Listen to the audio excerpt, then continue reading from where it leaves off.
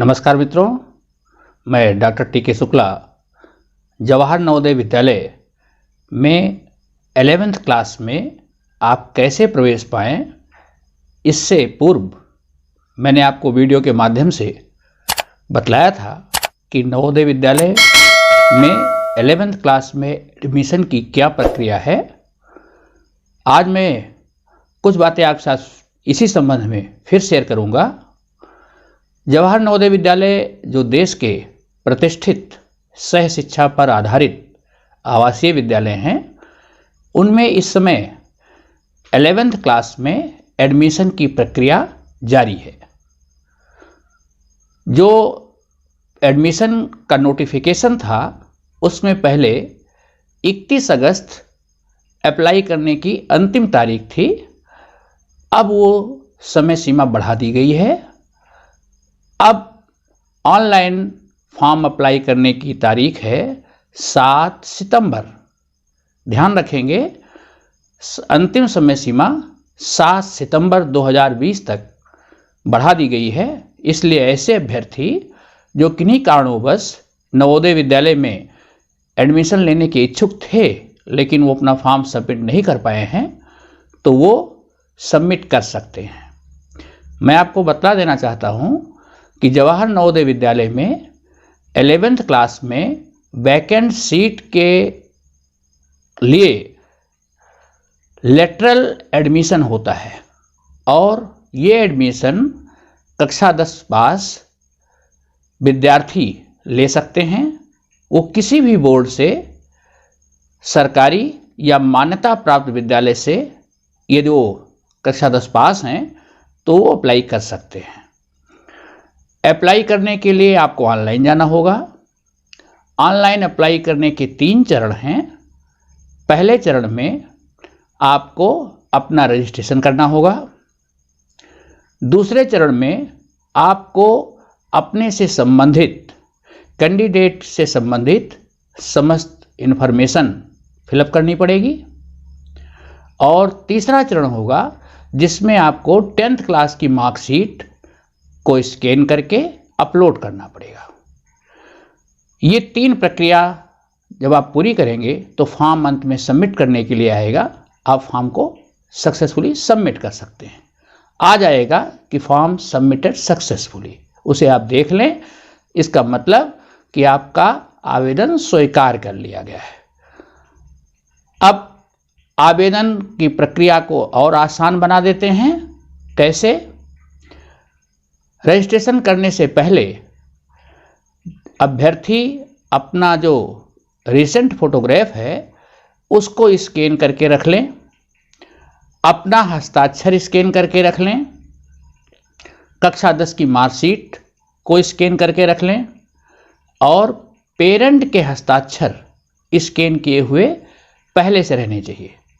4 चीज़ें आपके पास पहले से तैयार हैं तो फॉर्म अप्लाई करने में सुविधा होगी। एक बार फिर से सुन लें। कैंडिडेट का लेटेस्ट फोटो स्कैन होना चाहिए, कैंडिडेट का साइन, पेरेंट का साइन और 10th क्लास की मार्कशीट, क्योंकि ये 4 चीज़ें आपको फॉर्म भरने के समय अपलोड करनी होती हैं। कक्षा 10 के बाद जो अभ्यर्थी 11th क्लास में एडमिशन लेना चाहते हैं, नवोदय में किन कोर्सेज में एडमिशन ले सकते हैं, एक बार फिर से सुन लीजिए ध्यान से। साइंस विद मैथ, यहाँ जो स्टडी की स्ट्रीम है वो साइंस विद मैथ आप प्लान कर सकते हैं। Science without math, it means biology के साथ आप अपनी पढ़ाई कर सकते हैं। Commerce with math, commerce without math. Humanities, कला वर्ग में आप प्रवेश ले सकते हैं। वोकेशनल, ये 6 स्ट्रीम है जिसमें आप प्रवेश के लिए आवेदन कर सकते हैं। नवोदय विद्यालय समिति आपको 3 विद्यालयों को चुनने का मौका देती है। फॉर्म भरने के समय आपको किन्हीं भी 3 डिस्ट्रिक्ट के नवोदय विद्यालय के लिए अपनी प्रेफरेंस देनी होती है।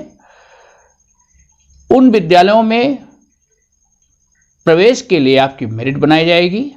आप उस मेरिट में अगर आते हैं तो आपको एडमिशन के लिए कॉल जाएगी। इन विद्यालयों के स्तर पर और प्रदेश स्तर पर 2 तरह से मेरिट बनाई जाती है और इस एडमिशन की प्रक्रिया में मेरिट से चयनित अभ्यर्थियों को ही प्रवेश मिलता है। तो इस बात से बिल्कुल आश्वस्त रहें कि कक्षा 10 की जो अंक तालिका है और जो मेरिट आपने प्राप्त की है उसी के अनुसार आपको प्रवेश दिया जाएगा। जो अभ्यर्थी 11th क्लास में नवोदय में एडमिशन लेना चाहते हैं तो किन जिलों में किन कोर्सेज में सीट्स वैकेंट हैं इसका डिटेल अगर देखना चाहते हैं तो नवोदय विद्यालय की साइट पर nbs.org.in पर आप पूरे भारतवर्ष के और अपने प्रदेश के विद्यालयों में सीटों की रिक्तता देख सकते हैं। इससे आप आश्वस्त हो जाएंगे और उन जिलों में ही आप आवेदन करेंगे। 11th क्लास में जो अभ्यर्थी नवोदय में प्रवेश पाएंगे 2 वर्ष तक उनको नवोदय विद्यालय में आवासीय शिक्षा प्राप्त करने का मौका मिलेगा और भारत सरकार के द्वारा दी गई जो तमाम सुविधाएं हैं और हॉस्टल के साथ इस परिसर में रहने का मौका मिलेगा। तो हमें आशा है कि ऐसे अभ्यर्थी जो किन्हीं कारणोंवश अपना आवेदन नहीं कर पाए हैं समय सीमा को ध्यान में रखते हुए अपने नियरेस्ट ई-मित्र CSC सेंटर या स्वयं अपने मोबाइल से फॉर्म भर सकते हैं। फॉर्म का कोई शुल्क नहीं है। फॉर्म भरने के लिए कोई शुल्क आपसे चार्ज नहीं किया जाएगा, इसलिए आप इस अवसर का लाभ उठाएं। धन्यवाद।